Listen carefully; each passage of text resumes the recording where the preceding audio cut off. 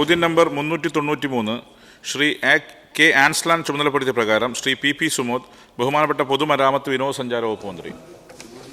Sir, table thank you. Shri P Sumod. Sir, വിദേശ വിനോദസഞ്ചാരികളുടെ വരവ് വർദ്ധിപ്പിക്കുന്നതിന് പരമ്പരാഗതമായ പ്രചരണങ്ങൾക്ക് പുറമെ പുതിയ ഏതെല്ലാം പദ്ധതികളാണ് ആവിഷ്കരിച്ചിട്ടുള്ളത്? Yes minister. സർ, നമ്മുടെ സംസ്ഥാനത്തേക്ക് വിദേശ സഞ്ചാരികൾ കൂടുതൽ വരുന്നത് യൂറോപ്യൻ രാജ്യങ്ങൾ, അതുപോലെ തന്നെ മിഡിൽ ഈസ്റ്റ് രാജ്യങ്ങൾ, അതുപോലെ US എന്നിവിടങ്ങളിൽ നിന്നാണ്. നമ്മൾ നിലവിൽ വരുന്നിടങ്ങളിൽ നിന്നും ആളുകൾ വർദ്ധിച്ച് വരുന്നുണ്ടെങ്കിലും ലുക്ക് ഈസ്റ്റ് പോളിസി എന്നുള്ള നിലയിൽ ചൈന മുതൽ ഓസ്ട്രേലിയ വരെ ഒരു പ്രത്യേക താല്പര്യത്തോടു കൂടിയുള്ള ഒരു മാർക്കറ്റിംഗ് അനിവാര്യമാണെന്നാണ് പൊതുവെ കാണുന്നത്. ചൈന മുതൽ ഓസ്ട്രേലിയ വരെയുള്ള രാജ്യങ്ങളിലേക്ക് പ്രത്യേക നിലയിലുള്ള മാർക്കറ്റിംഗ് ആലോചിക്കുകയാണ്. സർ, ഇതിൻ്റെ ഭാഗമായി നമ്മുടെ സംസ്ഥാനത്തെ ടൂറിസം വകുപ്പ് മലേഷ്യൻ എയർവേസുമായി ഒരു ധാരണ ഉണ്ടാക്കിയിട്ടുണ്ട്. സർ, ഈ ഏപ്രിൽ മാസം മലേഷ്യൻ എയർവേസ് 8 രാജ്യങ്ങൾ, അതിൽ 40 ടൂർ ഓപ്പറേറ്റർമാർ, 15 സോഷ്യൽ മീഡിയ ഇൻഫ്ലുവൻസർമാർ എന്നിവരുമായി തിരുവനന്തപുരത്തും കേരളത്തിലും വരുന്നുണ്ട് എന്നുള്ള സന്തോഷ വിവരം സഭയെ അറിയിക്കാൻ ഞാൻ ആഗ്രഹിക്കുകയാണ്. സർ, ഈ 8 രാജ്യങ്ങളെന്ന് പറയുമ്പോൾ ലുക്ക് ഈസ്റ്റ് പോളിസിയുടെ ഭാഗമായി ചൈന മുതൽ ഓസ്ട്രേലിയ വരെ ജപ്പാനുണ്ട്, ന്യൂസിലാൻഡുണ്ട്, മലേഷ്യയുണ്ട്, ഇന്തോനേഷ്യയുണ്ട് തുടങ്ങിയ രാജ്യങ്ങളുണ്ട്. സർ, ഇത് വലിയ നിലയിലേക്ക് നമുക്ക് നിലവിൽ വിദേശ സഞ്ചാരികൾ വരവിൻ്റെ കുറവുള്ള രാജ്യങ്ങളിൽ നിന്നും കൂടുതൽ വരാനുള്ള സഹായകരമായ സ്ഥിതി ഉണ്ടാകും. സർ, ആ നിലയിൽ നിലവിലുള്ള വിപണിക്ക് പുറമെ നമ്മൾ കൂടുതൽ കോൺസെൻട്രേറ്റ് ചെയ്ത ആളുകളെ കൊണ്ടുവരേണ്ട സ്ഥലങ്ങളെ കണ്ടെത്തുക എന്നുള്ള കാഴ്ചപ്പാടിൻ്റെ ഭാഗമായാണ് മലേഷ്യൻ എയർവേസുമായി ഇത്തരത്തിലൊരു ധാരണ ഉണ്ടാക്കുന്നത്. നമുക്കറിയാം, ശ്രീലങ്ക എന്ന് പറയുന്ന രാജ്യം പ്രധാനപ്പെട്ട ഒരു ടൂറിസ്റ്റ് രാജ്യമായി മാറിയതിൻ്റെ ഒരു പ്രധാന കാരണങ്ങളിലൊന്ന് ശ്രീലങ്കൻ എയർവേസ് വഹിക്കുന്ന പങ്കാണ്. സർ, ശ്രീലങ്കൻ എയർവേസ് ഏത് രാജ്യത്താണോ അവർ സർവീസ് നടത്തുന്നത് ആ രാജ്യത്ത് ശ്രീലങ്കൻ ടൂറിസത്തിൻ്റെ പ്രചാരകരായി മാറുന്നുണ്ട്. ആ നിലയിൽ ഒരുപാട് പേരെ ശ്രീലങ്കൻ എയർവേസ് തന്നെ ശ്രീലങ്കയിലേക്ക് കൊണ്ടുവരുന്നുണ്ട്. നമ്മളൊരു രാജ്യമല്ല, ഒരു സംസ്ഥാനമാണ്. നമുക്ക് ഒരു എയർവേസ് സംവിധാനമില്ല, അങ്ങനെയുള്ള പരിമിതികളുണ്ട്. എന്നാലും ഇത്തരത്തിലുള്ള നീക്കങ്ങൾ നമ്മുടെ വിദേശ സഞ്ചാരികളുടെ എണ്ണം വർദ്ധിപ്പിക്കുന്നതിന് സഹായകരമായി മാറും. Second question. സർ, കേരളത്തിൻ്റെ ടൂറിസം സാധ്യതകളിലെ ഏറ്റവും പ്രധാനപ്പെട്ട പുതിയ കാലത്തെ പദ്ധതികളിലൊന്നായ വെൽനസ് ടൂറിസത്തിൻ്റെ പ്രചരണത്തിന് പ്രത്യേകമായ പദ്ധതികൾ ആവിഷ്കരിച്ചിട്ടുണ്ടോ? Yes minister. Sir, wellness tourism ഇന്ന് ലോകത്ത് തന്നെ പ്രത്യേകിച്ച് കോവിഡിന് ശേഷം പ്രധാനപ്പെട്ടൊരു ട്രെൻഡായി മാറിയിട്ടുണ്ട്. സർ, ഒന്ന്, കോവിഡിന് ശേഷം ആരോഗ്യ പ്രശ്നങ്ങൾ നിരവധിയായി വരുന്നു. അതിൻ്റെ ഭാഗമായി ട്രീറ്റ്മെൻറ്റ് പല നിലയിലും നടത്താൻ വേണ്ടി ആളുകളെ ആഗ്രഹിക്കുകയാണ്. അപ്പോൾ യാത്ര ചെയ്ത് ദൂരത്ത് പോയി ട്രീറ്റ്മെൻറ്റ് നടത്തുക എന്നുള്ളതാണ് പൊതുവേ ഒരു താല്പര്യമായിട്ട് വരുന്നത്. $800 ബില്യൺ ബിസിനസ്സാണ് ഒരു വർഷം, ഒറ്റ വർഷം വെൽനസ് ടൂറിസത്തിൻ്റെ ഭാഗമായി മാത്രം വന്നത്. $800 ബില്യൺ. സർ, നമ്മുടെ സംസ്ഥാനത്തിനാണെങ്കിൽ ഇതിൽ അനന്ത സാധ്യതയുണ്ട്. സർ, പ്രത്യേകിച്ച് ആയുർവേദ. ആ സാധ്യതയെ ഫലപ്രദമായി ഉപയോഗപ്പെടുത്താൻ വെൽനസ് ടൂറിസത്തിൻ്റെ ഭാഗമായി ഒരു വെൽനസ് ആയുർവേദ കോൺക്ലേവ് ടൂറിസം വകുപ്പ്, ആരോഗ്യവകുപ്പ് ചർച്ച ചെയ്ത് കഴിഞ്ഞു. ഒരു വെൽനസ് ആയുർവേദ കോൺക്ലേവ് ഇതിൻ്റെ ഭാഗമായി സംഘടിപ്പിക്കാൻ ആലോചിക്കുന്ന വിവരം ഈ സഭയെ ഞാൻ പ്രത്യേകം അറിയിക്കാൻ ആഗ്രഹിക്കുകയാണ്. ഇതിൻ്റെ ഭാഗമായി വെൽനസ് രംഗത്ത് പ്രവർത്തിക്കുന്ന ടൂർ ഓപ്പറേറ്റർമാരെയും മറ്റു പ്രധാന സ്റ്റേക്ക് ഹോൾഡേഴ്സിനെയും ഉൾപ്പെടുത്തി ഈ കോൺക്ലേവ് സംഘടിപ്പിക്കും.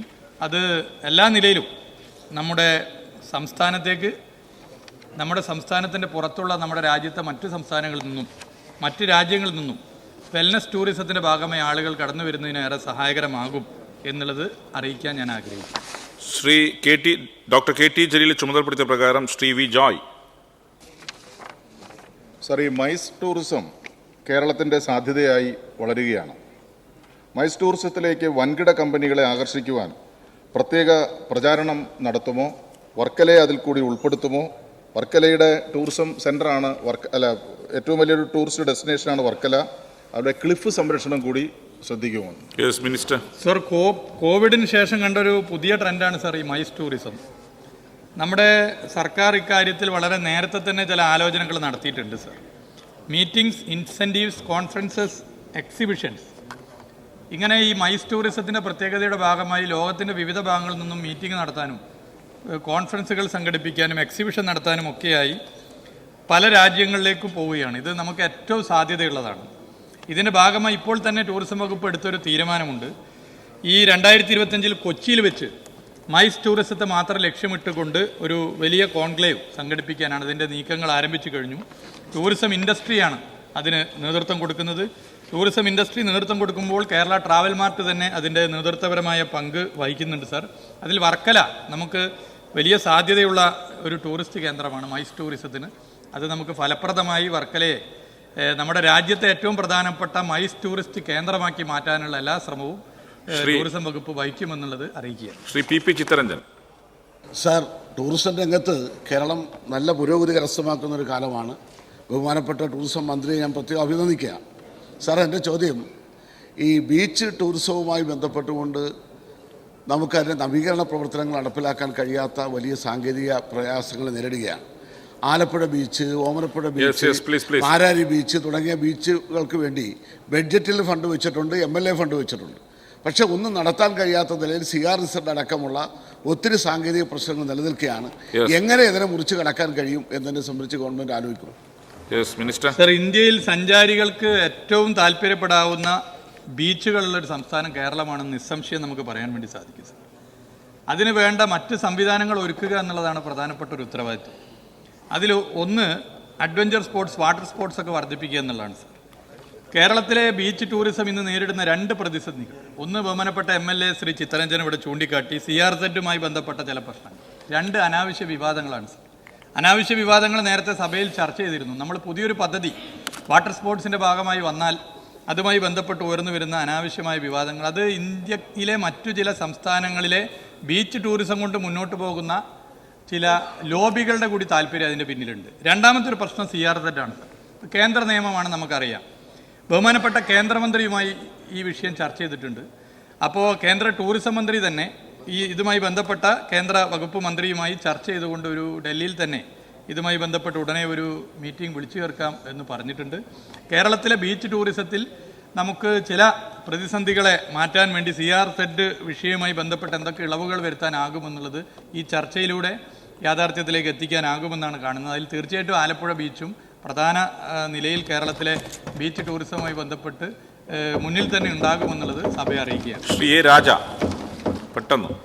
വിനോദസഞ്ചാര മേഖലയിൽ കൂടുതൽ വിനോദസഞ്ചാരികളെ ആകർഷിക്കുന്നതിനും അതുപോലെ സ്ത്രീകളുടെ പങ്കാളിത്തം ഉറപ്പുവരുത്തുന്നതിനും സർ, ആർട്ടിമിഷൻ്റെ നേതൃത്വത്തിൽ എൻ്റെ മണ്ഡലത്തിൽ 3 ദിവസം നീണ്ടുനിന്ന ഗ്ലോബൽ വുമൺ കോൺഫറൻസ് ശ്രദ്ധേയമായിട്ടുള്ള പരിപാടിയായിരുന്നു സാർ. സാർ, എൻ്റെ ചോദ്യം, നമ്മുടെ സംസ്ഥാനത്തിൻ്റെ ഏറ്റവും വലിയ ആകർഷണം എന്നത് സമ്പന്നമായ സാംസ്കാരിക പാരമ്പര്യമാണ്. സർ, ഓണം ഉൾപ്പെടെയുള്ള കേരളത്തിൻ്റെ സാംസ്കാരിക പാരമ്പര്യത്തിന് കൂടുതൽ പ്രചാരം നൽകുമോ എന്നാണ് സർ. ഓണം ഉൾപ്പെടെ പ്രചാരം നൽകുമോ സാർ? ആർട്ടിമിഷൻ്റെ ഗ്ലോബൽ വിമൻസ് കോൺഫറൻസ് വളരെ നല്ല നിലയിൽ സംഘടിപ്പിച്ചതിന് MLAയെ പ്രത്യേകം അഭിനന്ദിക്കാൻ ഞാൻ ആഗ്രഹിക്കുകയാണ്. ടൂറിസം വകുപ്പുമായി ബന്ധപ്പെട്ട് നടന്ന കോൺഫറൻസ് കേരളത്തിൽ ആദ്യമായിട്ടാണ്. അത് വളരെ നല്ല നിലയിലായി വിജയിപ്പിക്കുന്ന MLA ഉൾപ്പെടെ വലിയ പങ്ക് വഹിച്ചിട്ടുണ്ട്. ഇവിടെ ഓണം നമ്മുടെ ഒരു പ്രധാനപ്പെട്ട ഉത്സവമാണ്. ഓണം ആഘോഷങ്ങളെ നമ്മൾ ഒരു ടൂറിസം ഉൽപ്പന്നമാക്കി മാറ്റുമെന്ന് നിശ്ചയിച്ചിരുന്നു സാർ. 2024 വളരെ നേരത്തെ തന്നെ അതിൻ്റെ തയ്യാറെടുപ്പുകൾ നമ്മൾ എടുത്തിരുന്നു. ദൗർഭാഗ്യവശാൽ ചൂരൽമല ദുരന്തമുണ്ടായി. പല വിദേശ രാജ്യങ്ങളിലും ഓണം ഘട്ടത്തിൽ കേരളത്തിലേക്ക് അവർ വരാൻ വേണ്ടിയുള്ള പ്രത്യേക മാർക്കറ്റിംഗ് ഇതുമായി ബന്ധപ്പെട്ട് നടത്തിയിരുന്നു. അത് നമുക്ക് ഇത്തവണയും തുടങ്ങാം. ഇത്തവണയും അത് ആരംഭിച്ചിട്ടുണ്ട്. നമുക്ക് ഇത്തവണത്തെ ഓണം ആ നിലയിൽ, ഓണാഘോഷം ആ നിലയിൽ മാറ്റി തീർക്കാനുള്ള എല്ലാ ശ്രമവും നടത്താം. എക്സ്പീരിയൻഷ്യൽ ടൂറിസത്തിൻ്റെ ഭാഗമായി ഓണത്തെ ഉയർത്തിക്കാട്ടാൻ ആലോചിക്കുന്നുണ്ട്. ഉത്തരവാദിത്ത ടൂറിസത്തിനും ഓണത്തിൻ്റെ പ്രചരണങ്ങളിൽ പ്രധാന പങ്ക് വഹിക്കാൻ സാധിക്കും. ആ നിലയിൽ നമുക്ക് ഓണത്തെ മാത്രമല്ല കേരളത്തിൻ്റെ സാംസ്കാരിക ആഘോഷങ്ങളെയും ടൂറിസവുമായി ബന്ധപ്പെടുത്തി വലിയ പ്രചരണ പരിപാടികൾ സംഘടിപ്പിക്കാനാകും. കേരളത്തിൻ്റെ മതസാഹോദര്യമാണ്, കേരളത്തിലെ ജനങ്ങളുടെ ആതിഥേയ മര്യാദയാണ് സാർ കേരളത്തിൻ്റെ ഏറ്റവും വലിയ ടൂറിസ്റ്റ് ഉൽപ്പന്നം. അത് ഇന്ത്യയിൽ ഒരു സംസ്ഥാനത്തിനും കാണാൻ സാധ്യമാകാത്ത നിലയിലുള്ള ഒരു ഉൽപ്പന്നമാണ്. മറ്റ് സംസ്ഥാനങ്ങളെ മോശമാക്കി പറയുകയല്ല, കേരളത്തിൻ്റെ സാംസ്കാരിക പ്രത്യേകത അതാണ് ഏറ്റവും വലിയ ടൂറിസ്റ്റ് ഉൽപ്പന്നം. അതിനെ നമുക്ക് ഷോക്കേസ് ചെയ്യാൻ വേണ്ടി പറ്റുന്ന ഏറ്റവും സാധ്യതയാണ് ഓണാഘോഷം. ആ നിലയിൽ നമുക്ക് ഓണാഘോഷത്തെ മാറ്റി തീർക്കാം എന്നുള്ളത് ഞാൻ അറിയിക്കുക. ശ്രീ മാണി സി കാപ്പൻ, പെട്ടെന്ന്. സർ, ഗ്രീൻ ടൂറിസം പദ്ധതിയിൽ ഉൾപ്പെടുത്തി പാലാ ടൗണിൻ്റെ ഹൃദയഭാഗത്ത് ലണ്ടൻ ബ്രിഡ്ജ് എന്നുള്ള പേരിൽ ഒരു പാലവും ഒരു കെട്ടിടവും പണിതു. ആഘോഷപൂർവ്വം ഉദ്ഘാടനവും നടന്നു.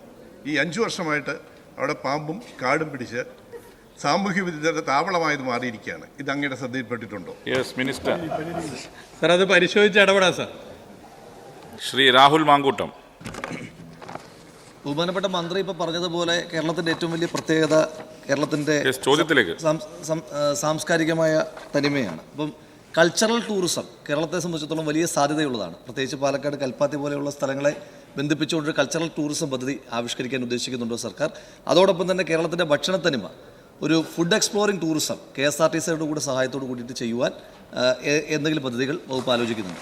സാർ, കൽപ്പാത്തി രഥോത്സവം ഉൾപ്പെടെയുള്ള കാര്യങ്ങളിൽ ടൂറിസം വകുപ്പ് ഇപ്പോൾ തന്നെ ഇടപെടുന്നുണ്ട് സാർ, നല്ല നിലയിൽ ഇടപെട്ട് വരുന്നുണ്ട്. അതെങ്ങനെ നമുക്ക് കൂടുതൽ വികസിപ്പിക്കാമെന്നുള്ളത് തീർച്ചയായിട്ടും നമുക്ക് യോജിച്ച് ചർച്ച ചെയ്ത് മുന്നോട്ട് പോകാമെന്നുള്ളത് അംഗത്തെ അറിയിക്കുകയാണ്. അതുപോലെ തന്നെ ഇവിടെ ചൂണ്ടിക്കാട്ടിയിട്ടുള്ള മറ്റ് വിഷയങ്ങളിലും നമുക്ക് ആ നിലയിൽ തന്നെ ഇടപെട്ട് പോകാവുന്നതാണ് എന്നുള്ളത് ഞാൻ അറിയിക്കുകയാണ്. ഫുഡ് ടൂറിസത്തിൻ്റെ ഭാഗമായി ഇതിനകം തന്നെ ട്രാൻസ്പോർട്ട് വകുപ്പ് മന്ത്രിയായിട്ട് ചർച്ച ചെയ്തിട്ടുണ്ട്. അദ്ദേഹത്തിനാണെങ്കിൽ ഫുഡുമായിട്ട് പ്രത്യേക താല്പര്യമുള്ള ആളാണ്. ആ നിലയിൽ ചർച്ച ചെയ്തിട്ടുണ്ട്. അത് നമുക്ക് വികസിപ്പിച്ചെടുക്കാമെന്നുള്ളതും അറിയിക്കുകയാണ്. ശ്രീമതി യു പ്രതിഭ. സ്പീക്കർ സർ, നമ്മുടെ കേരളത്തിലെ തന്നെ എല്ലാ സ്ഥലങ്ങളും ശരാശരി മലയാളി എന്ന നിലയിൽ നമ്മൾക്ക് പോലും കാണാൻ കഴിയുന്നത്. പക്ഷേ പല സിനിമകളും കാണുമ്പോഴാണ് ഇത്രയും മനോഹരമായ സ്ഥലങ്ങൾ കേരളത്തിലുണ്ട് എന്ന് നമ്മൾ തന്നെ അറിയുന്നത്. ഇപ്പോൾ സിനിമ ചിത്രീകരിക്കപ്പെടുന്നുണ്ട് പല നല്ല സ്ഥലങ്ങളിലും. സർ, നമ്മുടെ ഈ നാട്ടിൽ മാത്രമല്ല അന്യ സംസ്ഥാന അനുയോജ്യമായ പ്രദേശങ്ങളെ മറ്റു ഭാഷകളിൽ നിന്നുള്ള സിനിമാ പ്രവർത്തകർക്ക് ലൊക്കേഷനാക്കാൻ പരിചിതമാക്കാൻ കഴിയുമോ? അതിനെന്തെങ്കിലും ചെയ്തിട്ടുണ്ടോ?